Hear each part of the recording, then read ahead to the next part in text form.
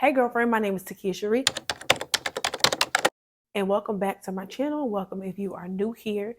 And in today's video, we are talking about you versus you. Now let's go ahead and get into it.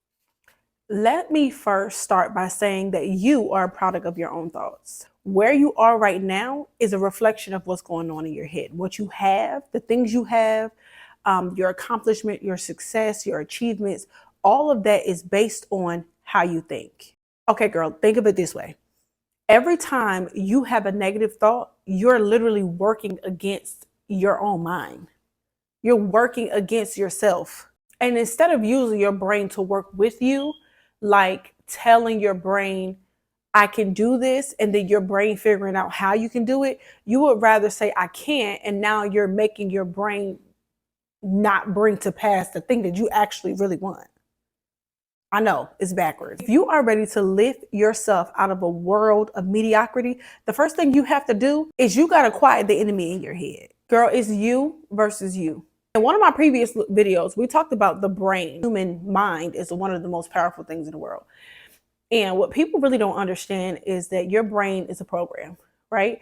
And the only way to really fight against you is that you have to become aware of your programming. You got to understand how your mind works. You got to understand how your brain works. And then you have to understand how you've been programming your mind all this time. So for me, it's like, okay, hey, so I'm going to tell myself I'm going to go to bed at 10 o'clock. Or no, I'm going to wake up at 5 o'clock in the morning. Okay. Have you ever woke up at 5 o'clock in the morning before? No. It's going to be hard for you to wake up at 5 o'clock in the morning. Is this something that you really want to do? Absolutely. Okay, so what are you going to do to set yourself up so that you can make sure that you wake up at 5 o'clock in the morning? Systems. What systems am I going to put in place so that I can make sure that I wake up at 5 o'clock in the morning? And it really comes down to you being aware of the things that need to be done, but then also recognizing your poor sabotaging habits that you have been accustomed to, and the poor sabotaging habits that you have been programming your mind with all this time. And the truth of the matter is we're unaware of it. Not because we want to be, but also because we really just don't want to sit down and take the time to pay attention to it, right? We got so many excuses and we make our excuses valid. And I have another saying, somebody else said this to me as well. They said that, hey, you get to keep 100% of the excuses that you make. And I was like, literally mind blown. I get to keep 100% of the excuses that I make. I'm sitting here validating why I can't work out. I'm validating why I can't go for a walk. I'm validating why I can't make YouTube videos. I'm validating all these things with the excuses, and I'm fighting myself to make my excuses valid. And when that person said that to me, I was like, absolutely not. Time you wonder why you get so frustrated and you get so flustered when you want to do something and you're asking yourself, man, why can't I do it? Why can't I be consistent? Why am I having such a hard time? It is your programming. It is the thing. It is what you have programmed your mind to think, to act, to be, all of those things. It is your mental programming. It's what's keeping you stuck. You want to be consistent so bad, but you can't be consistent if you're unaware of the things that's making you inconsistent. You want to get up, but you don't understand. You're not paying attention to the things that's draining your energy. You want to become a better person, but every time it's time for you to read a book, you fall asleep. It's your programming. It's the thing that you have been neglecting doing, which is the thing that you actually need to do. But every time you neglect it, you tell your brain, don't allow me to do that. Make it impossible for me to do it, because I'm telling you, I'm programming my mind to believe that thing is not something I really want to do. It's not until you do the thing that's hard. It's not until you do the thing that you don't want to do when you don't want to do it. Because here's the thing, if you do the thing when you want to do it, then you tell your mind it's okay, you're okay, right? But if you do the thing when you don't want to do, that's really where the programming comes in at. When you're being consistent, even when it's a struggle. And then sooner or later, it becomes second nature. It becomes like you being able to use your right and left hand. Right? And that kind of brings me to my next point, right? So, one of the major things that I think that we have to understand when it's you versus you is that it's how you talk to yourself. Let's just say that. It's how you talk to yourself. And I say this all the time. I never let a stranger talk to me crazy. I never, not even a stranger, just even a person. I never let a person talk to me crazy. That's just not going to happen without me responding, without me saying something. And if I didn't respond, it was probably because I didn't think it was worthy enough for me to even waste my breath. Okay. You would not allow an outside person to talk to you a certain kind of way. Yet every single day, when you get up in the morning, when you go to bed at night, the thoughts and the things that you have about you, the thoughts and the things that you have about your environment, you would not allow anybody else to talk to you that way. So why is it okay for you to talk to yourself that way? If a stranger came up to you and told you that he didn't like your hair, or you were ugly or anything like that, you would probably brush it off your shoulder and not even consider what this person even had to say, because I can care less about your opinion. But yet you're allowed to say those things to you. You're allowed to make excuses. You're allowed to self-sabotage any goal that you have. You're allowed to do all those things to yourself. Are you not valuable enough? Or do you not think that you're worthy enough to have some of the things that you have?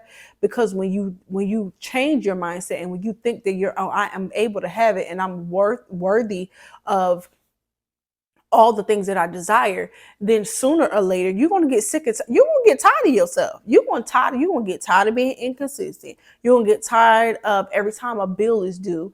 You're gonna get sick and tired of like, oh my God, how am I gonna do this? I can't do this. I can't. You're gonna get tired of that. You're gonna really start to feel like, okay, there's got to be a way. There has to be a way for me to reach my goals and dreams. There's got to be a way for me to become a millionaire. There is always, and let me tell you, there's a way. There's always a way. And you have to believe that you're able and capable of finding that way, that although you haven't seen it yet, that way just has to be made known to you. And that comes down to my next thing. You're so busy trying to fight you, but you're trying to fight you by yourself. One of the best things that I think that I have come across at a very young age is understanding that I can't do nothing without God. Because there's a scripture that says that we wrestle not against, hold on. I want to say the scripture right. Okay, so the scripture says in Ephesians 6:12, for our struggle is not against flesh and blood, but against the rulers, against the authorities, against the powers of this dark world, and against the spiritual forces of evil in heavenly realms. That scripture alone helps me to understand that this thing that I'm fighting is way bigger than me.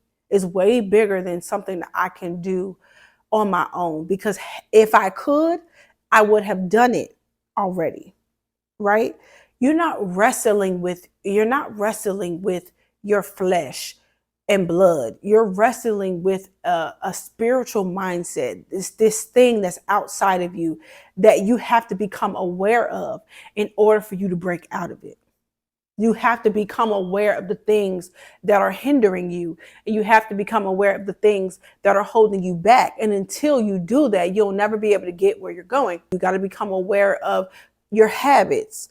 You have to become aware of your sabotaging habits. You have to become aware of what you say to yourself and what you allow other people to say to you and what you allow other people to say that will actually stick to you. Because if somebody comes in and say that you're ugly and you accept that you're ugly, that's you making a decision that I'm going to accept someone else's idea.